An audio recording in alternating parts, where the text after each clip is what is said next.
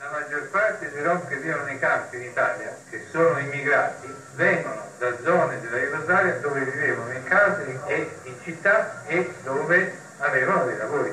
Quindi il campo non rappresenta assolutamente una risposta adeguata a una cultura particolare.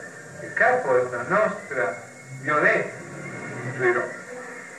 Il campo è la soluzione che apparentemente più semplice, meno cara. In realtà no, perché poi i campi costano in genere alle amministrazioni molti soldi che poi in realtà sono buttati via. È uno spreco enorme.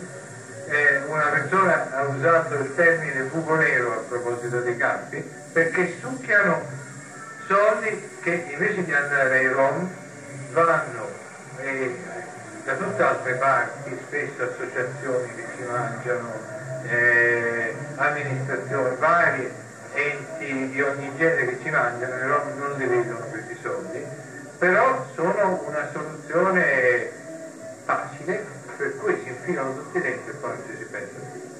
Però sono dei ghetti, spesso addirittura proprio dei campi di concentramento.